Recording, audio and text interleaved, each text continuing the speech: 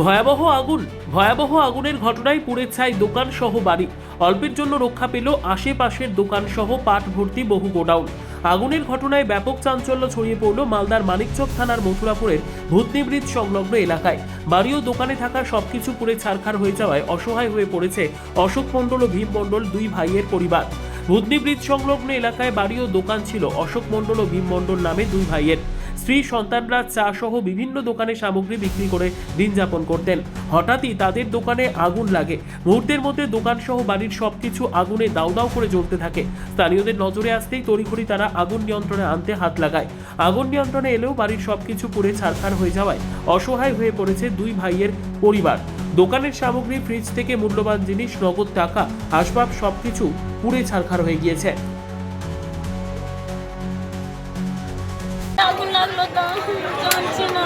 কিভাবে জানতে পারলেন যে আগুন লেগেছে? জানতে পেলাম উঠলো তার জন্য। আচ্ছা, তো কি ক্ষতি হয়েছে? সব কিছু, বাড়ি ঘর সব, টাকা পয়সা, কাগজপত্র সব চলে গেছে, কিছু নাই আমাদের। কি ছিল দোকানের বাড়ি একসাথে ছিল? বাড়ি নাই আর কিছু নাই। বাড়ি দোকান কি একসাথে ছিল? বাড়ি আর দোকান একসাথেই ছিল। কিসের দোকান? টিনের দোকান। না, দোকানটা কিসের? কি বিক্রি করতেন দোকানে? চায়ের দোকান। না, চায়ের। গ্যাস থেকে কি কোনোভাবে আগুন টাগুন লেগেছে? সেটা বলতে পারছি না।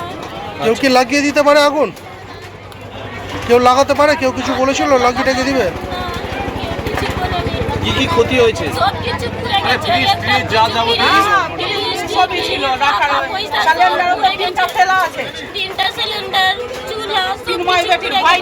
ওরা এখানে কেউ নাই, সারা কে থাকবে? দোকানে চিনি ভাতে আছে, তারপর আমরা আবার জলদি ভাতে শুরু করলাম, কিন্তু কী কারণে আগুন লাগলো আমরা বুঝতে পারি। কিসের দোকান ছিল এখানটায়? চায়ের দোকান। বাড়ি ছিল সাথেই? বাড়ি ওই যে এখানে থাকছিল। কার দোকান এটা?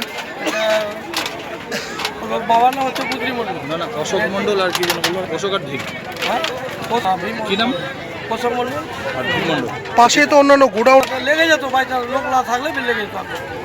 অন্য কিছু ক্ষতি হয়েছে না এটা বাড়ি? এটা ক্ষতি হয়েছে, এখন পাশে হরিয়া মাত্রা গোডাউন আছে, ভিতরে ফোন করছি তুলছে না। ব্যুরো রিপোর্ট, উত্তর বাংলা সংবাদ।